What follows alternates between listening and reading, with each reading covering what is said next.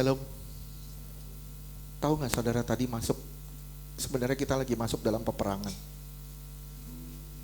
Sebenarnya tadi penyembahan tadi itu masuk dalam peperangan.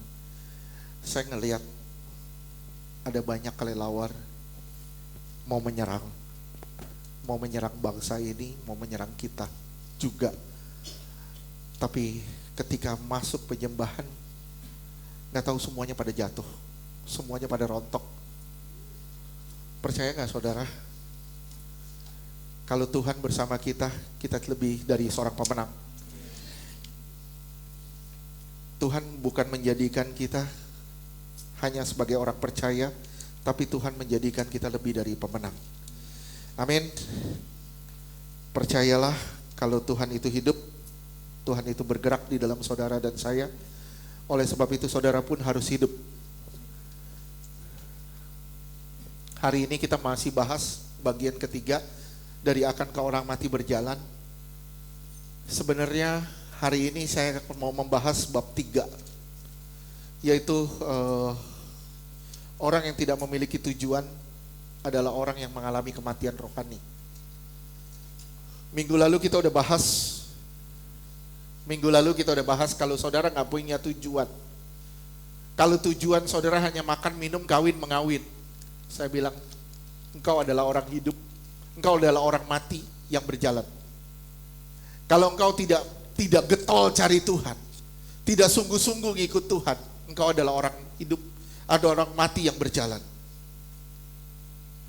Kalau engkau tidak sungguh-sungguh dengerin suara Tuhan dan mengikuti semua perintah Tuhan, engkau adalah orang mati yang berjalan.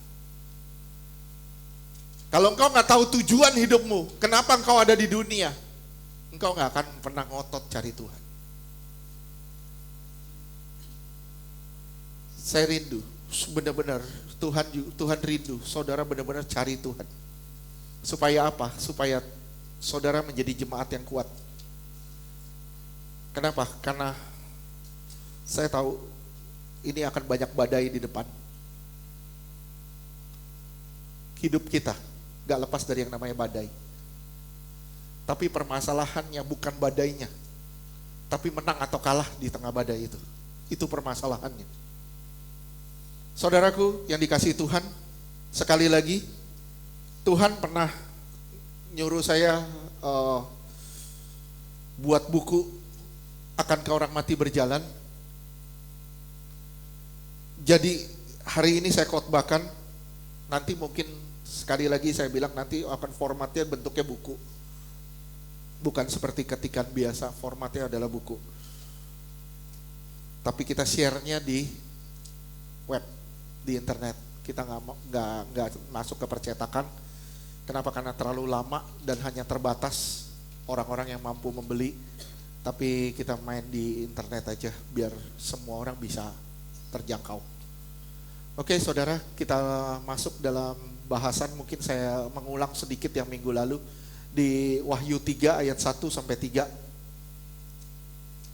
Wahyu 3 ayat 1 sampai 3. Wahyu 3 ayat 1.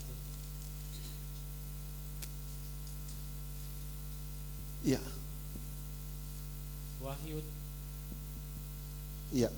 Wahyu 3 ayat 1. Dan tuliskanlah kepada malaikat jemaat di Sardis, inilah firman Dia yang memiliki ketujuh roh Allah dan ketujuh bintang itu. Aku tahu segala pekerjaanmu. Engkau dikatakan hidup, padahal engkau mati. Simak. Saya minta saudara simak kata pekerjaan. Aku tahu apa yang kamu kerjakan. Engkau dikatakan hidup, tapi sebenarnya engkau sudah mati. Terus? Wahyu 3 ayat 2. Bangunlah dan kuatkanlah apa yang masih tinggal, yang sudah hampir mati. Sebab tidak satu pun dari pekerjaanmu aku dapat sempurna di hadapan Allahku. Iya, kamu nyari Tuhan setengah-setengah. Kamu ikut Tuhan setengah-setengah. Nah banyak sekarang orang Kristen seperti ini. Gak ada yang sempurna di hadapan Tuhan pekerjaannya. Ikut Tuhan atau cari Tuhan hanya sebagai sambilan, mengisi waktu senggang, waktu kosong. Kalau lagi kosong ya baru cari Tuhan. Lagi kosong baru berhubungan sama Tuhan. Ini masalah fatal. Ini masalah fatal. Sekali lagi ini masalah fatal. Kalau saudara nggak benar-benar perbaiki, saudara akan jadi orang mati yang berjalan. Kita akan kedapatan seperti zombie-zombie di akhir zaman. Di akhir zaman ini begitu banyak zombie. Orang-orang yang datang ke gereja yang hidup cuma 10%. Saya rindu semua jemaat di sini datang ke gereja tapi semua di sini hidup. Saudara benar-benar dengerin firman Tuhan, lakukan firman Tuhan. Terus Wahyu 3 ayat 3. Karena itu ingatlah bagaimana engkau telah menerima dan mendengarnya. Turutilah itu dan bertobatlah. Karena jikalau engkau tidak berjaga-jaga, aku akan datang seperti pencuri, dan engkau tidak tahu pada waktu manakah aku tiba-tiba datang padamu. iya, Tuhan akan datang seperti pencuri. Kita nggak tahu kapan Tuhan datang. Tuhan datang bisa secara korporat, kita mengalami rapture. Tuhan datang bisa secara pribadi, kita mengalami pengangkatan pribadi sendiri-sendiri. Saya pernah ngomong sama saudara, orang yang mati yang lahir dua kali, orang yang lahir dua kali akan mati satu kali. Tapi orang yang lahir satu kali itu akan mati dua kali. Permasalahannya saudara sudah mengalami lahir baru belum? Kita bilang saya sudah mengalami lahir baru. Saya sudah mengalami lahir baru. Tapi gimana kalau saudara mundur kepada kehidupan yang lama lagi? Kenapa? Karena tujuan hidup saudara bias. Udah gak lagi ke Tuhan. Saudara sudah fokus sama pekerjaan. Saudara sudah fokus sama kehidupan. Saudara gak fokus lagi sama Tuhan. Ini bahaya. Sekarang saya bilang ya sama saudara ya, yang dipertaruhkan adalah kekekalan saudara. Sekali lagi yang saudara pertaruhkan itu kekekalanmu. Kekekalanmu itu yang kamu pertaruhkan. Saudara bukan cuma mempertaruhkan hartamu, tapi engkau mempertaruhkan hidupmu atau matimu di kemudian hari. Sekali lagi kita kembali ke ayat 1. Wahyu 3 ayat 1. Oke, gak apa-apa. Di sini saya cuma mau negaskan, aku tahu pekerjaanmu. Aku tahu pekerjaanmu. Saya mau jelasin sama saudara sedikit aja. Apa yang kita kerjakan, apa yang saudara dan saya kerjakan, atau apa yang saudara dan saya tuju hari ini, itu menentukan hidup matinya kita di mata Tuhan hari ini. Saya ulang sekali lagi, biar lebih ngerti. Apa yang saudara kerjakan atau apa yang saudara tuju hari ini, itu menentukan hidup atau matinya saudara di mata Tuhan hari ini. Kalau saudara fokus pada kekekalan, saudara lari pada kekekalan. Saudara berlari-lari sedemikian rupa seperti Paulus. Aku berlari-lari sedemikian rupa karena aku mengejar mahkota kehidupan. Kalau saudara fokusnya ke sana, kalau saudara fokusnya ke sana, saya bilang, di mata Tuhan kau hidup. Tapi kalau engkau nggak fokus ke sana, engkau nggak fokus kepada tujuan yang mulia, panggilanmu di dunia ini, engkau nggak fokus pada itu, di mata Tuhan engkau mati hari ini. Walaupun saya bilang, saya hidup Pak, saya masih bisa berjalan, saya masih bisa bernapas, tapi sebenarnya engkau sudah mati. Tuhan mau nggak saudara mati? Enggak, Tuhan memperingatkan gimana? Bangunlah, berjaga-jagalah. Ada yang masih hidup, ada yang masih bisa diperbaiki, ada yang masih bisa direkonsiliasi. Jangan sampai engkau menikmati hidupmu dan engkau kedapatan mati di mata Tuhan. Apa yang kita kerjakan atau kita tuju menentukan hidup matinya kita di mata Tuhan. Tuhan gak mau engkau mati. Sekali lagi, Tuhan gak mau engkau mati. Engkau begitu berharga di mata Tuhan. Tuhan memperingatkan saudara dan saya. Ini bukan bicara soal pelayanan saja. Ini bukan bicara soal pelayanan saja. Ini bicara soal gimana caranya saudara mengejar Tuhan hari demi hari. Berapa banyak waktu kita habiskan untuk cari uang. Dan berapa banyak waktumu kau habiskan untuk Tuhan. Minggu lalu saya udah bicara sama saudara. Berapa persen waktu kita buat Tuhan? 3. Bagus kalau masih bisa 3%. 8 jam kita tidur, 30%. 8 jam kita bekerja, 30%. 1 jam kita cari Tuhan, ya ampun. Gimana kita bisa kedapatan hidup?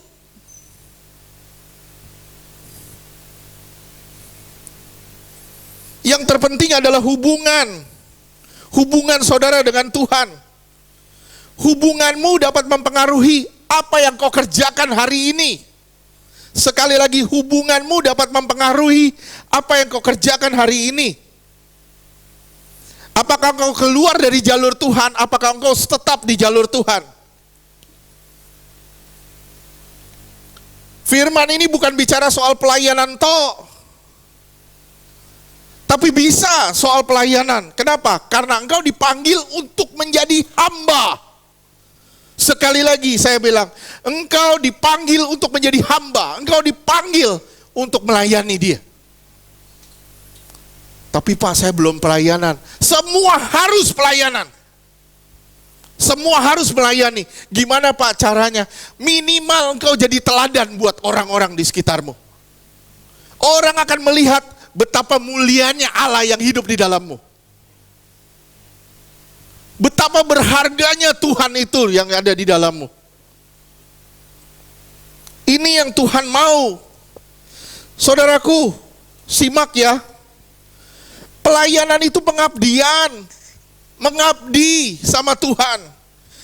Jangan pernah selipkan ego di dalam pelayanan. Kalau mulai masuk ego di dalam pelayanan, mulai pelayanan menjadi tidak setia. Seorang hamba hanya bisa setia ketika egonya mati.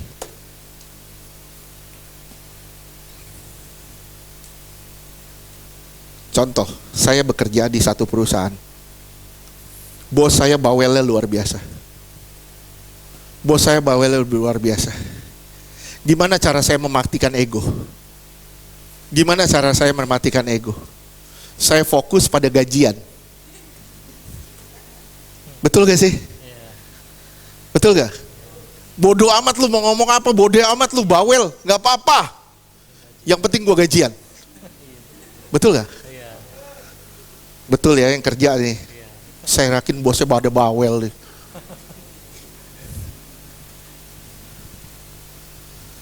Ya, bisa bayangin nggak?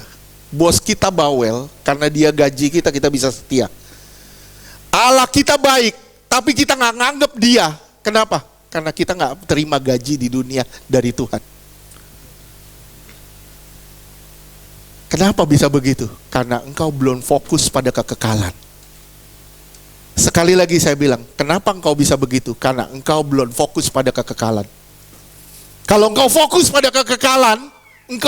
pada kekekalan, jangankan bosmu ngomel, bosmu bawelnya luar biasa, engkau akan tetap diam. Kenapa? Karena bukan hanya engkau digaji atau nggak digaji, tapi karena Allah ada di dalammu dan engkau dijadikan Tuhan sabar luar biasa. Berapa banyak dari kita mau jadi seperti itu? Pelayanan itu pemusnahan ego. Pelayanan itu sifatnya roh, nggak pusing sama yang kedagingan. Sekali lagi ya, Pelayanan itu sifatnya roh, nggak pusing sama daging.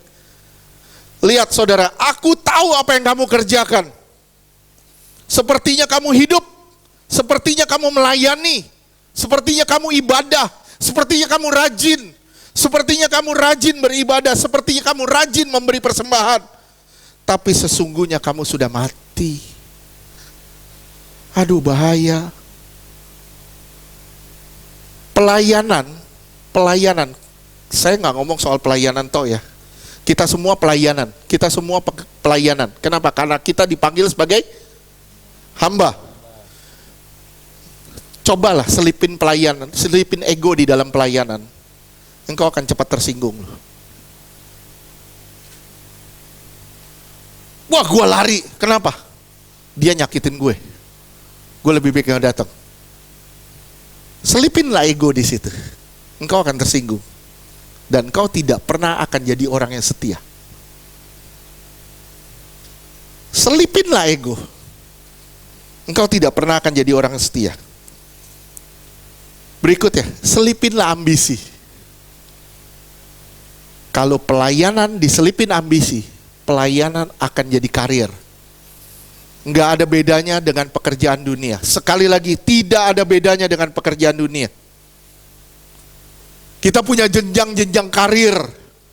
Kita maunya dipandang. Kita maunya lebih tinggi. Kita maunya dihormati. Kalau udah masuk ke sini, engkau jadi hamba yang rutinitas belaka. Semuanya bukan karena cinta, tapi semuanya karena rutin mengisi waktu luang. Hubunganmu sama Tuhan itu jadi yang rutin. Ya, kalau bangun tidur ya harus lipat tangan, tutup mata, doa. Ya itulah rutin. Pernah nggak saudara sadar? Saudara pengen buru-buru deket Tuhan, pengen buru-buru tutup mata, lipat tangan, pengen buru-buru nyembah Tuhan setiap hari. Pernah nggak sampai ke tahap itu? Pernah Pak, kalau lagi banyak masalah, jangan kaget kau banyak masalah hidupmu. Kenapa? Karena Tuhan selalu mau dekat sama kamu. Tuhan bilang, lah dia kalau deket nih, kalau ada masalah nih, ya udah biarinlah, datanglah masalah ke dia. Kenapa? Dia dekat sama aku. Siapa di sini banyak masalah?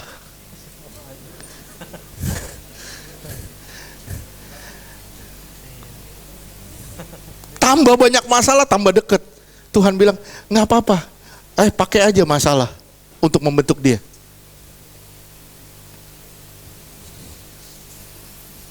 Ini bahaya ya saudara ya. Kita nggak ngerti panggilan. Akhirnya pelayanan jadi rutinitas, pekerjaan. Nggak ada hubungan. Kita manusia masih duniawi. Simak baik-baik ya. Pelayanan adalah sarana Tuhan mengikis ego kita. Pelayanan adalah sarana Allah untuk mengikis ego kita. Mau bukti? Kita lihat di Markus 10 ayat 37, 38, 43 dan 44.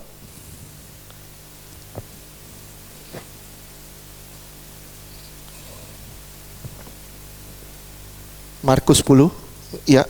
Markus 10 ayat 37. Lalu kata mereka, perkenankanlah kami duduk dalam kemuliaan-Mu kelak, yang seorang lagi di sebelah kananmu dan yang seorang di sebelah kirimu. Ya. Siapa di sini mau dipermuliakan bersama Tuhan? Semua. Terus lanjutkan. Markus 10 ayat 38. Tetapi kata Yesus kepada mereka, kamu tidak tahu apa yang kamu minta. Kamu nggak tahu apa yang kamu minta. Siapa di sini mau dipermuliakan? Saya. Kamu nggak tahu apa yang kamu minta sebenarnya. Kamu mau dipermuliakan? Mau?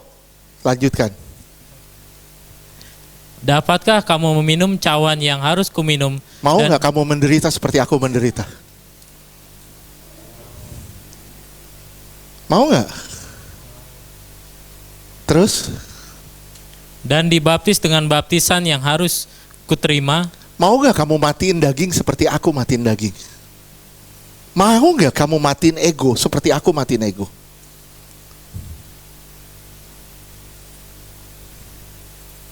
Sekali lagi, kamu mau dipermuliakan? Kamu harus tahu apa yang kamu minta. Kita semua ini mau dipermuliakan. Kita semua harus siap menderita demi Tuhan. Kalau engkau nggak siap menderita demi Tuhan, jangan pernah berharap engkau akan mendapat mahkota kemuliaan. Jangan pernah ngimpi engkau dapat mahkota kemuliaan. Saya selalu bilang sama saudara, no crown without cross. Nggak mungkin ada mahkota tanpa salib. Sekali lagi saya bilang, kalau jalanmu bukan via dolorosa, jalan penderitaan, engkau masih salah jalan. Engkau lewat Pademangan. Salah jalan. Salah jalan. Ya, engkau harus lewat via dolorosa baru dapat kemuliaan. Oke, terus 44. Pelayanan adalah sarana mengikis ego. Terus 43. Markus 10 ayat 43. Tidaklah demikian di antara kamu. Barang siapa ingin menjadi besar di antara kamu, Siapa di sini ingin menjadi besar? Terus hendaklah ia menjadi pelayanmu. dia harus berduduk paling rendah. Ini prinsip sorga. Ini prinsip sorga. Makanya saya pernah bilang sama saudara, kerajaan yang sungsang, kerajaan yang terbolak-balik. Kalau kerajaan yang benar, barang siapa mau ditinggikan, dia harus duduk paling tinggi. Tapi di kerajaan surga, barang siapa mau ditinggikan, dia harus paling rendah. Itu kerajaan yang sungsang. Barang siapa mau dipermuliakan, dia harus siapkan pipi kanan, pipi kiri untuk ditampar. Wah, jangankan pipi kanan, Pak. Pipi kiri. Baru istri ngomel aja tuntut pengadilan. Lo lagi rame kan? Istri ngomel-ngomel dituntut sama suaminya, masuk penjara 1 tahun. Saya bilang, waduh, rumah tangga kayak apa ini? Makanya istri sekarang hati-hati kalau ngomel. Kenapa? Suami udah tahu hukum.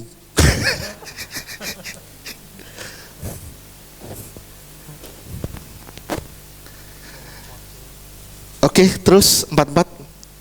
Ini ya, sarana mematikan ego. Sekali lagi. Markus 10 ayat 44. Dan barang siapa ingin menjadi yang terkemuka di antara kamu, hendaklah ia menjadi hamba untuk semuanya. Siapapun yang mau jadi terkemuka, dia harus menjadi hamba bagi semua. Mau gak saudara memperhambakan diri buat semua? Yuni, mau gak kamu memperhambakan diri buat kita semua? Mau? Nggak bisa jawab kan? Yun, woi sadar. Mau? Mau cuci kaki semuanya? Mau nggak? Mau? Wih, mau lu dia.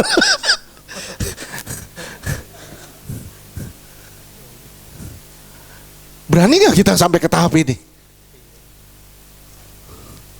Jangan cuma ngomong. Saya bilang ya, jadi orang Kristen bukan ngomong gede, tapi tindakan kita yang dilihat sama Tuhan.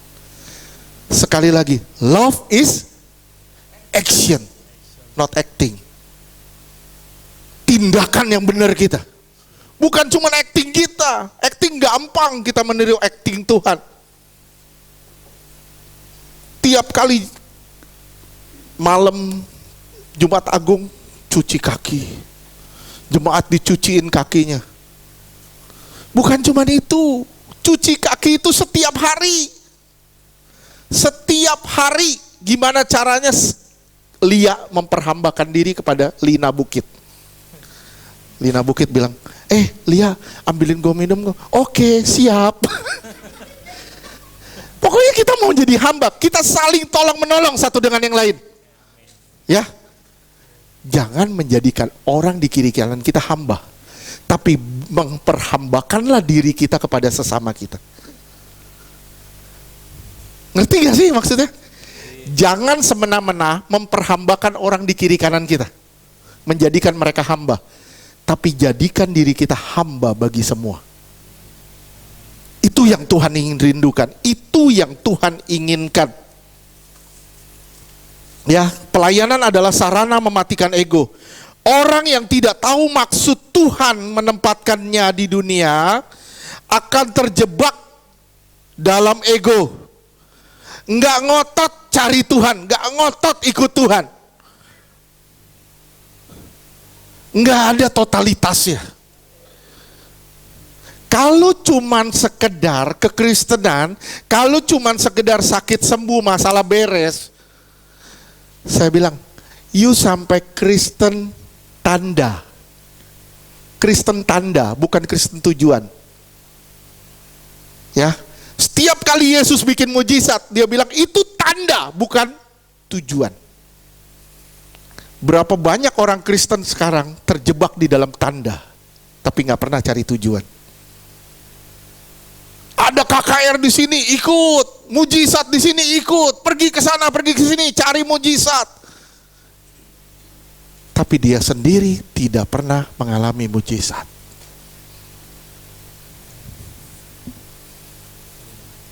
Bukan itu tujuannya. Sekali lagi, bukan itu tujuannya. Tujuannya adalah bagaimana ketika engkau mengalami mujizat, engkau menjadi hamba.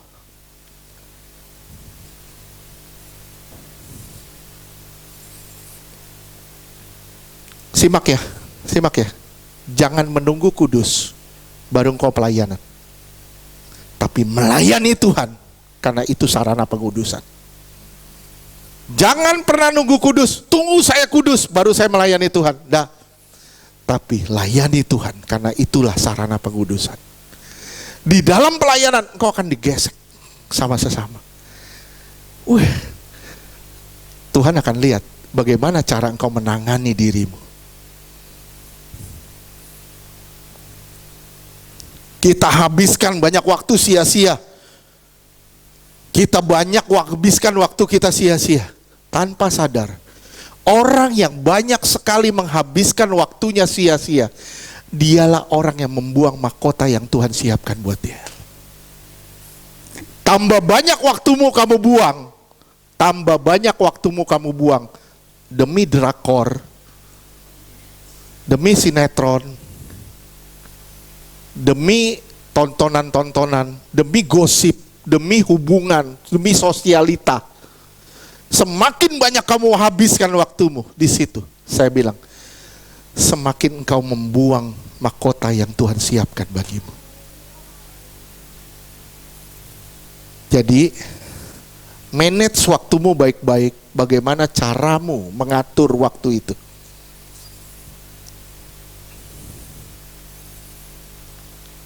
Semakin besar ruang yang kamu berikan kepada Allah, semakin besar ruang yang kamu berikan kepada Allah bergerak di dalammu, semakin mulia engkau di matanya. Semakin mulia engkau di matanya. Kenapa? Semakin besar ruang yang Tuhan kita berikan buat Tuhan bergerak di dalam kita. Waduh, semakin mulia loh kita di mata Dia. Coba lihat 2 Timotius 2 ayat 20 sampai 21.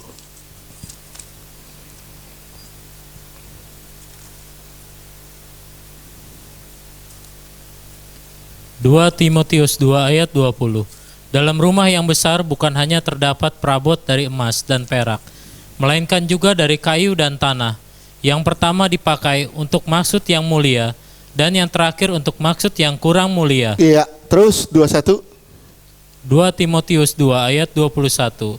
Jika seorang menyucikan dirinya dari hal-hal yang jahat, ia akan menjadi perabot rumah untuk maksud yang mulia. Ia dikuduskan, dipandang layak untuk dipakai tuannya, dan disediakan untuk setiap pekerjaan yang mulia. Iya. Simak ya, saya kasih satu contoh. Saudara nanti ambil konklusi sendiri. Nih. Nesia, kamu tahu batu mutiara itu kayak apa? Sebelum jadi mutiara. Sebelum jadi berlian. Belum pernah lihat. Sama, saya juga belum pernah lihat berlian. Batu, bongkahan batu yang bisa dijadiin berlian itu kayak apa? Sorenya udah pernah lihat belum? Belum ya? Kita semua di sini nggak ngerti yang namanya bongkahan batu yang bisa dijadikan berlian, betul nggak? Ya, kalau saya misalnya, saudara ketemu di jalan, saudara bikin apa batu itu? Bikin apa? Bikin apa? Paling kita tendang, apa sih ini? Ya kan? Kita tendang. Begitupun kita. Kita ngelihat orang, kadang kita nggak ngelihat betapa berharganya dia di mata Tuhan. Yang kita lihat adalah betapa berharganya kita di mata Tuhan, dan kita nggak pernah lihat betapa berharganya orang di mata Tuhan. Oke? Kita nggak ngelihat orang itu berharga. Yang kita lihat adalah diri kita yang berharga. Kalau kita tahu orang ini berharga di mata Tuhan, kita pasti akan punya kasih kepada orang-orang di sekitar kita. Amin gak? Sekarang saya kasih contoh lagi. Bongkahan batu nih. Tuhan ketemu bongkahan batu itu. Tuhan tahu ini berlian. Ini bisa jadi intan.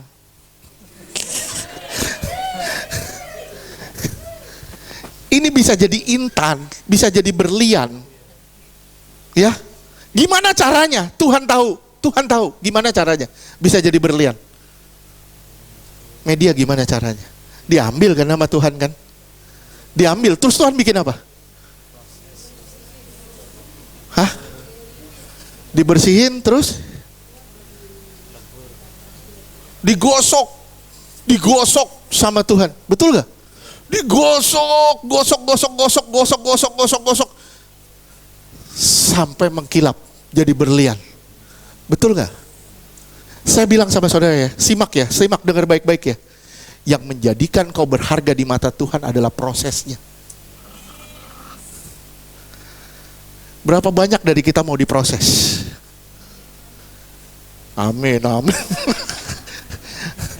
Paling gampang ngomong amin. Begitu diproses, nangis lu, bener lu. Tuhan, kenapa Tuhan? Saya selalu bilang, orang yang selalu ngomong Tuhan kenapa, itu seakan-akan menjadikan Tuhan itu biang kerok masalahnya.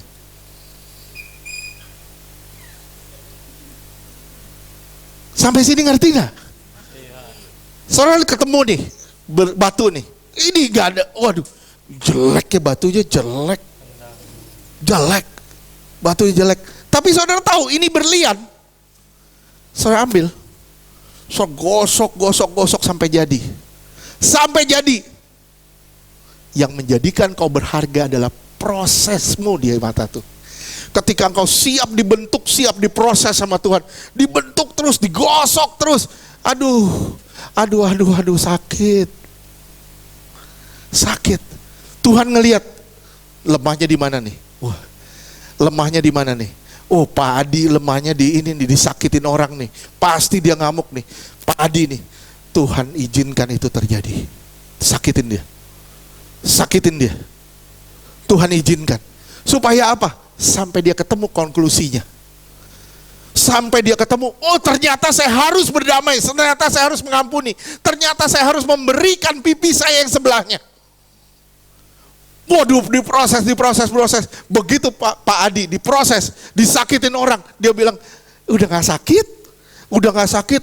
Tuhan bilang, kamu berharga, kamu sudah melewati proses ini. Lewat proses berikutnya, masalah keuangan. Waduh, dia lemah nih, masalah keuangan dia lemah nih. Gimana caranya supaya dia kuat di masalah keuangan? Gimana caranya? Diizinin semuanya diambil. Kelemahannya kelihatan. Dia mulai, aduh Tuhan. Sampai dia ketemu konklusinya. Begitu dia ketemu konklusinya, baru dia bilang, aduh ini anak berharga di mataku. Prosesnya yang berharga. Betul gak? You gak lewatin proses, you gak bakal berharga. Sekali lagi, you gak lewatin proses, you gak bakal berharga di mata Tuhan. Nggak bakal.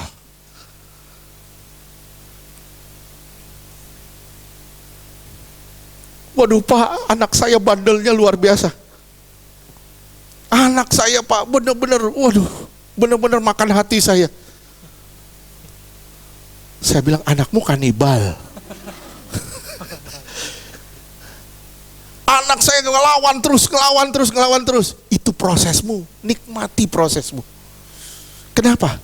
Karena engkau akan jadi berharga di mata Tuhan lewat anakmu. Amin. Amin. Jadi lewatin lembah-lembah. Kita hanya bisa bilang, terima kasih Tuhan, ini yang terbaik. Kenapa? Itu proses.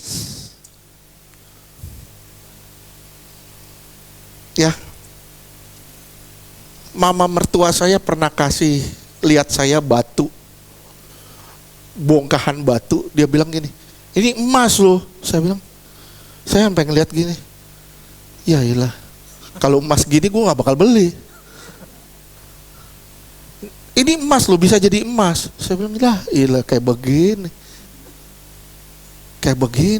Kalau saya begini, saya jadiin ganjelan pintu. Nggak ada harganya. Ya, tapi ada orang-orang khusus yang mengerti. Dia bilang ini berharga loh. Nah Tuhan ngelihat kita begitu, ini berharga loh. Kita nih berharga loh. Kalau saudara yakin saudara berharga, amin. Masa saudara nggak diproses? Itu aja gampang kok, gampang nggak? Bilang saya berharga, saya pasti diproses. Oh mengecil suaranya, saya berharga, saya pasti diproses. Turun, nadanya turun. Nggak gampang loh. Selalu kita ngomong, karena kamu berharga di mataku. Itu kita tahu tuh firman itu tuh Yesaya 42. Karena kamu berharga di mataku dan kau mulia. Kita tahu tuh firman itu tuh. Tapi saudara nggak tahu kenapa saudara berharga. Karena saudara harus lewatin proses dulu. You nggak lewatin proses, you nggak berharga kok. Benar. Makanya saya bilang, siapapun yang nggak mau diproses adalah orang mati yang berjalan.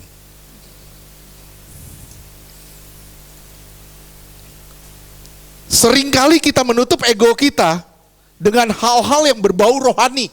Saya ulang sekali lagi, seringkali kita menutup ego kita dengan hal-hal yang berbau rohani. Kita tutup rapat-rapat ego kita dengan hal-hal yang berbau rohani. Contohnya apa? Kita pelayanan, sibuk sama pelayanan. Saya bilang sama saudara, hal ini bukan menjadikan saudara orang yang rohani. Hal ini tidak menjadikan saudara orang yang rohani, tapi orang yang munafik. Pelayanan yang diselipin ego, itu tidak lain daripada kemunafikan. Ngomong deh, ayo 3, 2, 1. Pelayanan yang diselipin ego tidak lain dari kemunafikan. Selipinlah ego dalam pelayanan. Munafik loh kita loh. Ya, Matius 6 ayat 16. Matius 6 ayat 1 sampai 5 dan ayat 16. Matius 6 ayat 1. Ingatlah, jangan kamu lakukan kewajiban agamamu di hadapan orang supaya dilihat mereka. Karena jika demikian, kamu tidak beroleh upah dari Bapamu yang di surga. Ya, terus Matius 6 ayat 2. menutup ego dengan hal-hal yang berbau rohani. Terus Jadi apabila engkau memberi sedekah, janganlah engkau mencanangkan hal itu, seperti yang dilakukan orang munafik di rumah-rumah ibadat dan di lorong-lorong, supaya mereka dipuji orang. Aku berkata kepadamu, sesungguhnya mereka sudah mendapat upahnya. ketika saudara melakukan kegiatan agama atau rohani dan engkau tujuannya adalah untuk mendapatkan pujian dari orang, saya bilang, engkau sudah mendapatkan upahnya di dunia dan kau kehilangan upah di kekekalan.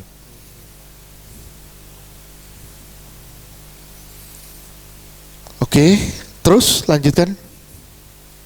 Matius 6 ayat 3. Tetapi jika engkau memberi sedekah, janganlah diketahui tangan kirimu apa yang diperbuat tangan kananmu. Iya. Sekarang kan gitu. Orang memberi dengan tangan kanan, tangan kiri harus tahu. Bahkan yang lebih bahayanya lagi, tangan kanan memberi, tangan kiri pakai punya mata. Diliatin kemana tuh duit larinya? Kemana tuh duit larinya? Dipakai buat apa tuh? Waduh, Pak Ferdi tambah gendut. Waduh, bahaya nih. Duit gereja bahaya nih. Padahal saya udah kurus loh, ini udah baju ini udah gak muat, sekarang muat lagi. Enggak loh, saya nggak permak tuh. Ini masih original. Iya minum. Saya belum minum jamu niar aja udah kurusan. Apalagi saya minum jamu niar. Belum minum jamu aja udah kurusan. Ya Tin ya, itu udah mulai terbuka Tin. Kancing-kancing. Terus Matius 6 ayat 4. Hendaklah sedekahmu itu diberikan dengan tersembunyi, maka Bapamu yang melihat yang tersembunyi akan membalasnya kepadamu. Iya, ayat 5. Matius 6 ayat 5. Dan apabila kamu berdoa, janganlah berdoa seperti orang munafik. Mereka suka mengucapkan doanya dengan berdiri di dalam rumah-rumah ibadat dan pada tikungan-tikungan jalan raya, supaya mereka dilihat orang. Aku berkata kepadamu, sesungguhnya mereka sudah mendapat upahnya. 16. Matius 6 ayat 16.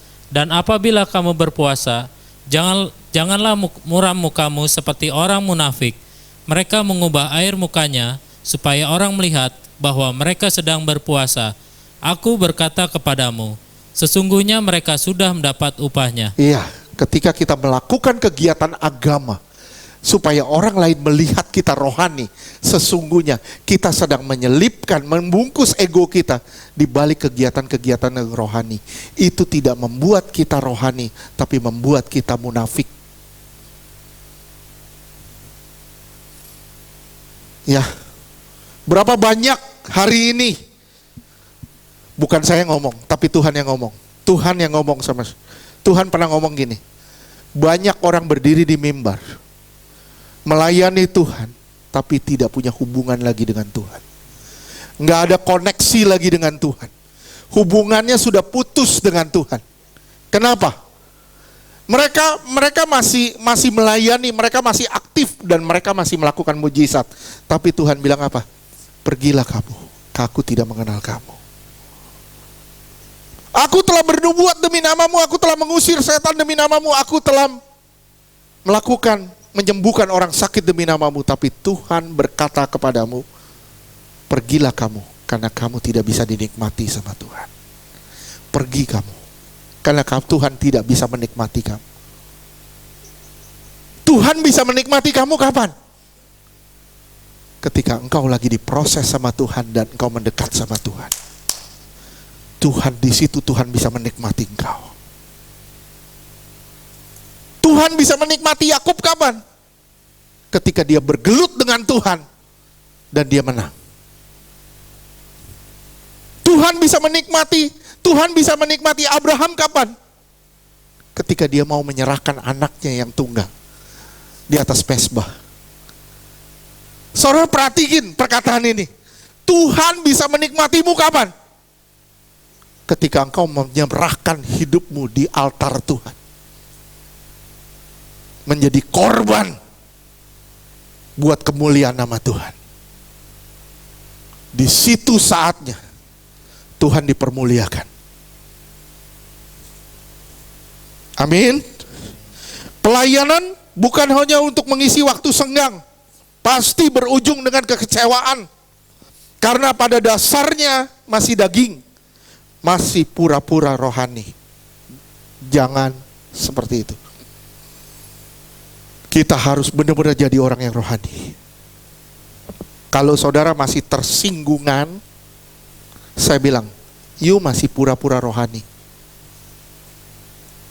Kalau saudara masih cepat kecewa, saya bilang, you masih pura-pura rohani. Gimana caranya? Saya bilang sekali lagi, gimana caranya? Engkau tidak bisa terluka dengan apapun. Tidak bisa terluka dengan apapun. Orang mau ngomongin lu apa, terserah. Saya pernah ngomong gini, kenapa sih kita selalu pusing sama perkataan orang? Semakin kita pusing sama perkataan orang, kita tutup telinga kita dari perkataan Tuhan. Dengerinlah perkataan orang, tutuplah telinga dari perkataan Tuhan. Nggak bisa lu dengar dua-dua, nggak bisa. Ya, misalnya gini, saya bilang sama istri saya, ih bajumu bagus sekali, kamu cocok lu pakai baju ini. Cocok pakai baju ini, cocok. Datang si Rizka, Kak, itu perutnya kelihatan Kak?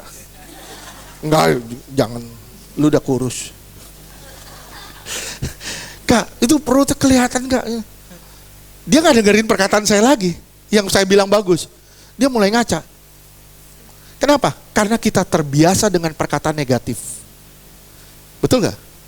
Sekali lagi saya ulang, telinga kita lebih terbiasa dengan perkataan negatif daripada perkataan positif.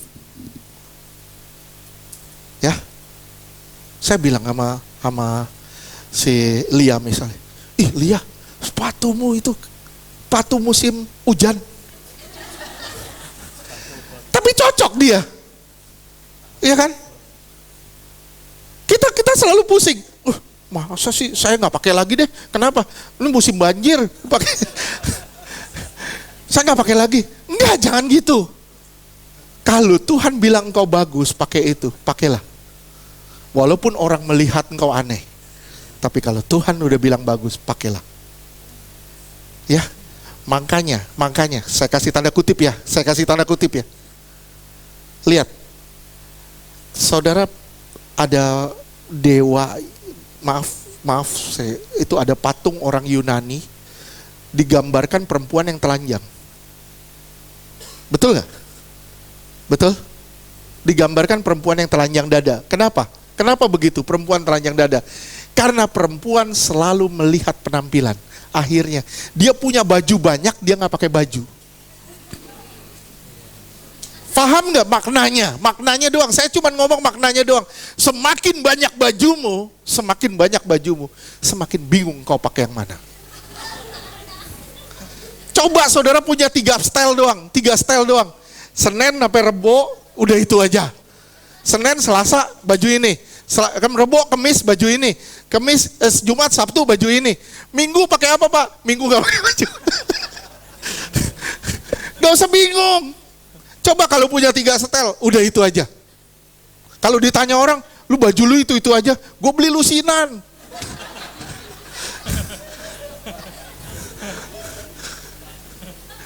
Gue belinya lusinan. Nah tapi sorry ya, anak perempuan kan gitu. Perempuan bukan di sini, bukan di sana. Selalu ngelihat, bagus gak? Suami bilang, bagus. Biar apa? Biar cepet aja. Pengalaman deh. Iya lagi, jujur banget. Selamat ulang tahun ya. Pengalaman. Bagus gak Pi? Bagus ya? Bagus.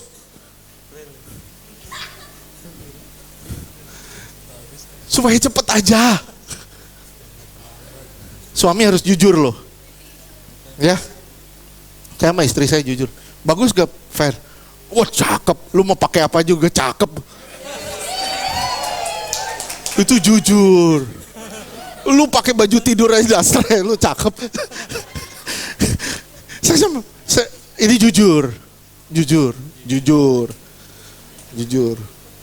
Yang lain jangan nanya saya, nanya suaminya masing-masing.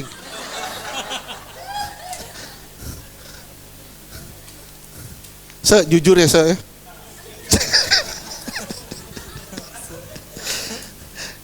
Oke. Oke, pada dasarnya kita masih daging, kita sering pura-pura rohani. Hati-hati ya. Hati-hati semua, kita jangan pura-pura rohani. Amin. Kita jangan dengerin kata orang. Mulai dengerin, buka telinga kita dari kata Tuhan. Tutup dari perkataan orang. Lu orang mau bilang apa kek, terserah. Yang penting saya berharga di mata Tuhan. Ayub kenapa bermasalah? Karena dia selalu dengerin perkataan orang. Ketika dia dengerin Elifas, Bildad, Sofar, dia dengerin 3 orang ini, dia bermasalah di mata Tuhan. Sampai dia bilang apa? Terkutuklah orang yang melahirkan aku dan terkutuklah hari lahirku. Sampai dia ngomong gitu kenapa? Karena teman-temannya bilang, lu nih, lu pasti banyak dosa, lu pasti salah, lu bermasalah sama Tuhan, lu pasti bikin ini, lu pasti bikin itu. Akhirnya dia bilang, terkutuklah aku. Saudara perhatikan, lihat baik-baik. Ayub bermasalah kenapa? Karena perkataan orang. Akhirnya dia bermasalah. Dia bermasalah, dia bilang, sampai dia bilang gini, Tuhan yang membentuk aku, Tuhan yang menghancurkan aku. Ini ciri orang yang belum mengenal Tuhan. Roma 16 ayat 17 sampai 18.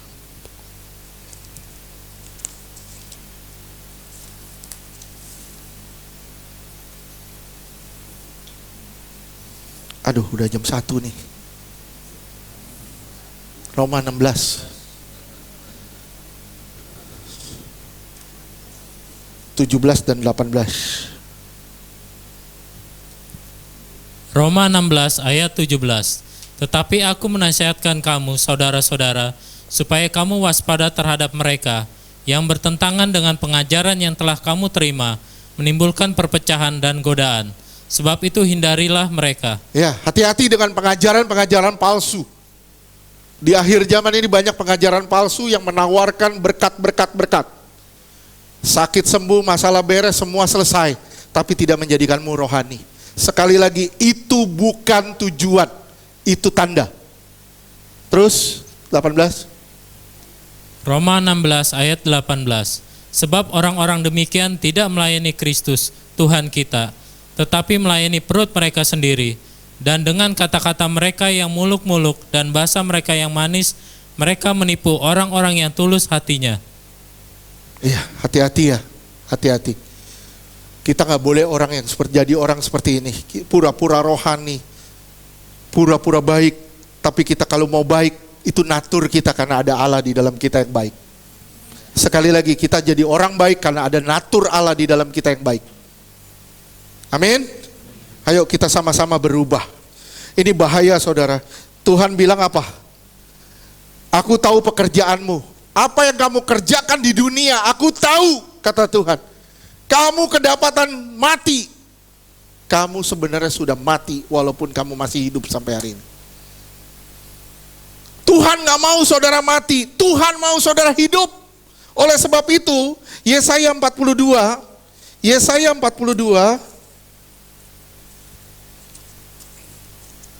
ayat 3. Yesaya 42 ayat 3. Buluh yang patah terkulai tidak akan diputuskannya, dan sumbu yang pudar nyalanya tidak akan dipadamkannya. Percaya, walaupun sudah pudar, enggak bakal dimatiin sama Tuhan. Tuhan memperingatkan saudara lewat kebenaran-kebenaran firman. Supaya apa? Supaya saudara berbalik dari jalan saudara yang salah dan cari Tuhan dengan benar. Terus? Tetap. Yesaya 42 ayat. Terus, dengan setia menyatakan hukum. Tetapi dengan setia ia akan menyatakan hukum. Dia akan menyatakan firman-Nya, dia akan menyatakan kebenarannya. Dia akan samperin saudara lewat firman, saudara, lewat kebenaran-kebenaran. Supaya apa? Supaya saudara berbalik dari jalan saudara yang salah. Jangan lagi menikmati dunia. Tuhan gak mau saudara mati. Tuhan gak mau saudara jadi zombie yang sudah mati tapi berjalan. Tuhan mau saudara hidup dan memiliki hidup di dalam Tuhan. Amin. Permasalahannya di mana? Permasalahannya di mana? Kenapa saudara melakukan ini? Karena saudara tidak punya hubungan lagi dengan Tuhan. Itu kuncinya. Sekali lagi, Kuncinya apa? Karena kita nggak punya hubungan yang intim dengan Tuhan. Semakin kau tidak intim dengan Tuhan, semakin kau tidak mengenal Tuhan. Mesti ganti ini. Yang satu lebih besar. Sekali lagi, semakin kau tidak intim dengan Tuhan, semakin kau tidak mengenal Tuhan.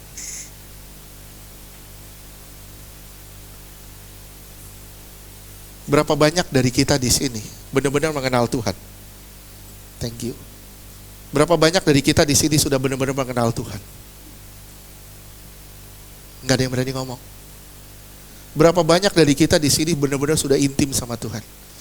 Saya bilang ya sama saudara, jangan intim seminggu sekali. Jangan intim seminggu sekali, tapi intimlah 7 hari dalam 1 minggu. Sekali lagi, ini ibadah korporat, hadirat korporat. Tuhan mau menciptakan hadirat individual di rumah, di kamarmu masing-masing. Itu yang Tuhan cari. Kalau engkau nggak punya hubungan sama Tuhan, engkau akan mengalami kematian rohani. Ini bahayanya kematian rohani. Ya, saya belum masuk di kematian rohani. Kita lanjutkan minggu depan deh. Kita lanjutkan minggu depan. Ya, amin. Tuhan berkati.